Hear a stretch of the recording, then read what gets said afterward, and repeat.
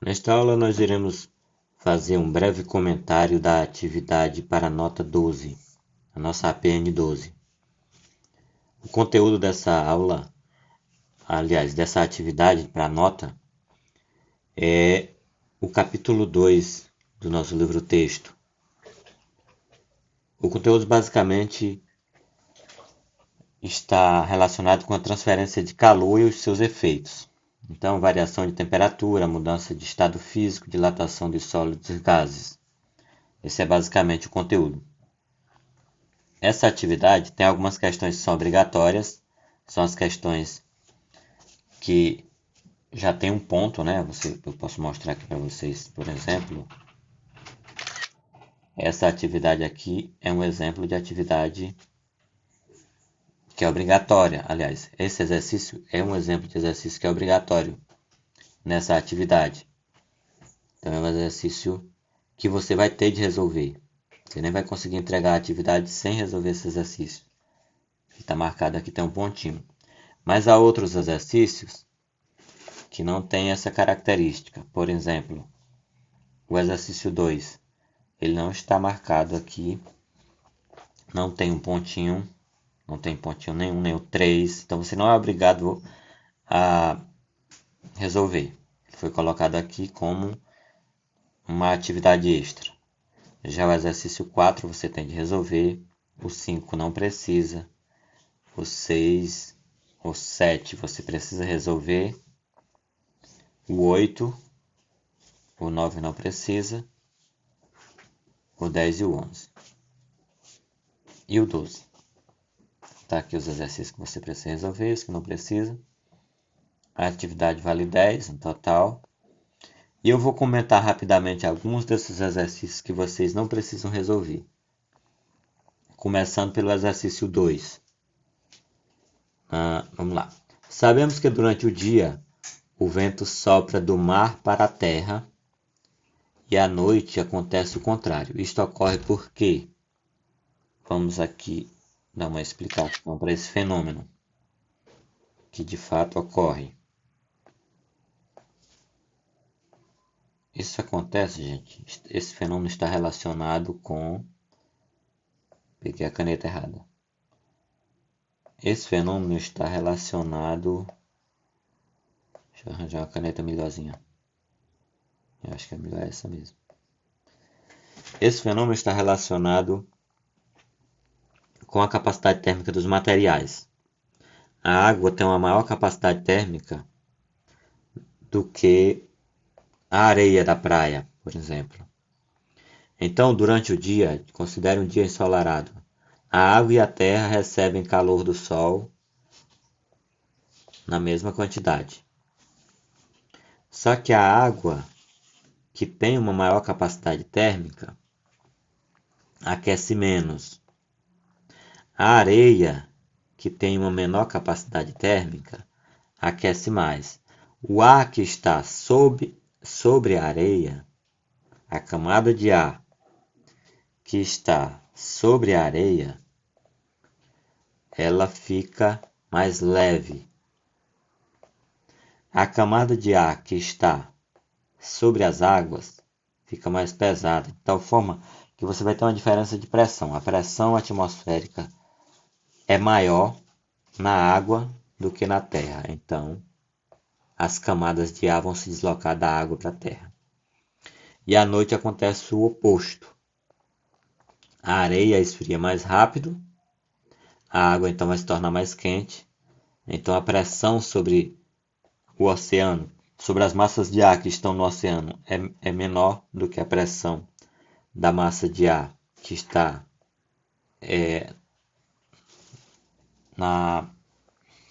no solo, né? Na praia. E aí você tem um movimento no sentido oposto. Então é basicamente por isso, tá? A diferença de capacidade térmica entre a água e a areia da praia. Vamos ver aqui a próxima questão. A próxima questão é justamente a questão 3. Vamos comentar aqui a questão 3. Você coloca gelo a 0 graus Celsius dentro de uma caixa de isopor que funciona como um calorímetro ideal. Ele não permite a troca de calor com o meio. Em seguida, você coloca latas de refrigerante a temperatura ambiente no interior da caixa e coloca uma tampa. Passado algum tempo, você verifica que... Aí nós temos aqui algumas opções. Primeira opção, as latas e o gelo atingiram o equilíbrio térmico. Isso é verdade. Nós podemos até marcar isso daqui. Esse daqui é verdade. O que vai acontecer é que depois de um tempo, todo o conteúdo do interior da caixa vai atingir o equilíbrio térmico, vai ficar na mesma temperatura. O gelo vai estar com a temperatura mais baixa? Não é verdade, porque eles estão no equilíbrio térmico. Todo o calor cedido pelo gelo será absorvido pelo refrigerante. Aí, na verdade, o gelo não cede calor para o refrigerante. O refrigerante ficou mais quente e o gelo ficou mais frio.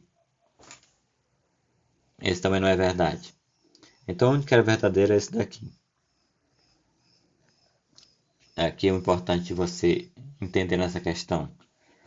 É o fenômeno da troca de calor, né? Nós temos aqui a caixa e ela não permite troca de calor com o ambiente. Então, todo o calor dos refrigerantes, vou colocar aqui os refrigerantes, aqui estão os refrigerantes, todo o calor do refrigerante vai ser transferido para o gelo, até que haja o equilíbrio térmico entre eles, porque essa caixa não permite a troca de calor com o meio. E no final eles atingem o equilíbrio térmico. Não podemos dizer que o gelo transferiu calor para o refrigerante, porque o gelo está numa temperatura mais baixa. Então ele recebe calor e não transfere. Então é basicamente isso. A questão 4 é para vocês. A questão 5 eu vou responder separado, porque tem que fazer o cálculo. A questão 6 e a 7 também para vocês. A 8 também vamos ver aqui a 8. Ela é uma questão teórica mesmo, né? Questão 9 eu vou responder em separado. E as outras questões aqui são para vocês. Posso até comentar também essa questão 10.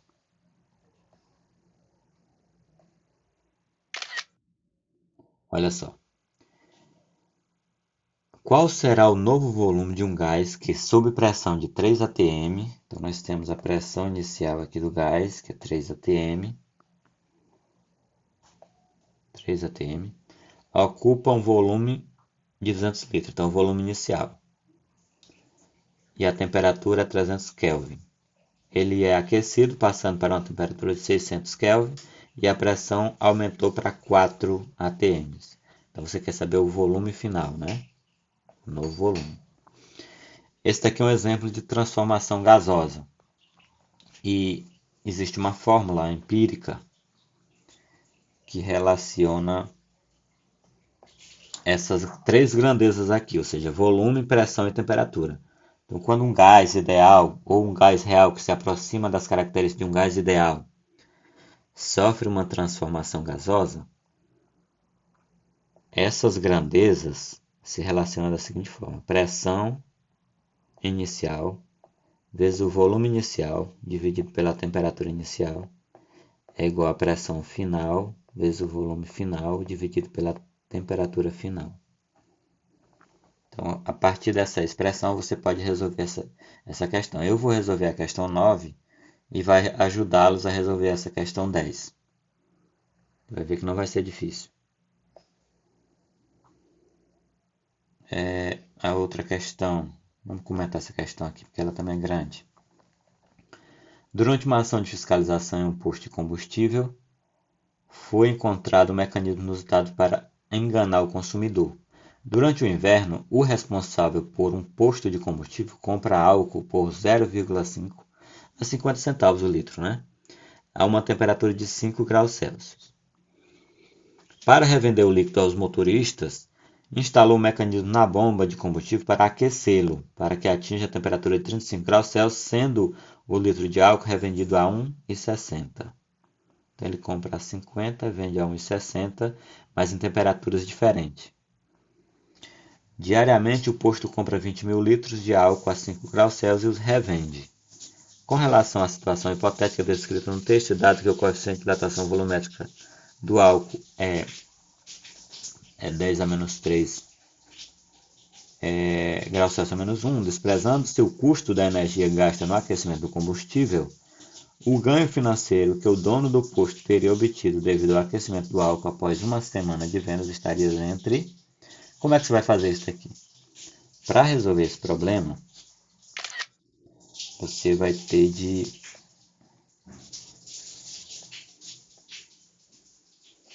Eu vou encontrar aqui uma cor que me agrade. Estou achando essa caneta com uma ponta muito fina. Depois eu mexo nisso. Sei que em algum lugar tem como mexer. Bom, vamos lá. Então aqui como é que você vai resolver? Você vai encontrar a quantidade, a variação do volume do combustível, né, do álcool, relacionado com essa variação de temperatura. Ele compra a 5 graus Celsius, mas ele aquece e vende a 35 graus Celsius.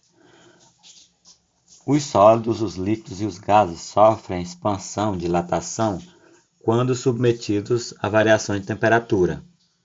Então é de se esperar que o volume do álcool aumente quando ele sofre variação de temperatura. Como você compra e vende no litro, você teoricamente teria que alguma vantagem de comprar ele numa temperatura mais baixa e vender numa temperatura mais alta. Então, para você calcular essa dilatação, variação no volume, você vai ter que a variação do volume é igual ao volume inicial multiplicado pelo coeficiente de dilatação multiplicado pela variação de temperatura. O volume inicial já foi dado, é 20 mil litros. 20 mil litros. O coeficiente de dilatação já foi dado, é 10 a menos 3 graus Celsius a menos 1. A variação de temperatura nós já sabemos que é 30. Opa. É 30 porque a temperatura final é 35 e a inicial é 5. Então você tem variação de temperatura, tem volume inicial, tem coeficiente de dilatação e tem variação de temperatura. É só multiplicar todo mundo para você encontrar o ΔV. O que é o ΔV? É a quantidade de volume que o combustível aumentou em razão desse aquecimento. Ou seja, é a quantidade de litros a mais que o cara ganhou aqui nessa brincadeira. Então você vai pegar essa variação de volume, você vai encontrar em litros. Digamos que você tivesse encontrado que variou 100 litros, aqui é só uma hipótese. 100 litros. Aumentou 100 litros, né? Então, você sabe que o litro está custando 50 centavos e que ele está vendendo a 1,60. Ele está comprando a 50 e vendendo a 1,60. Ou seja, ele está ganhando 1,10, né? Ele está ganhando 1,10 em cada litro. Então, se ele tivesse conseguido 100 litros, aumentar o volume em 100 litros, ele estaria ganhando R$110 por dia. Mas ele quer que você encontre o ganho desse rapaz em uma semana. Então você teria de multiplicar isso aqui por 7. Mas primeiro você tem de encontrar o valor real de quanto foi que realmente o álcool aumentou de volume em razão dessa diferença de temperatura. Você faz isso, resolve o seu problema.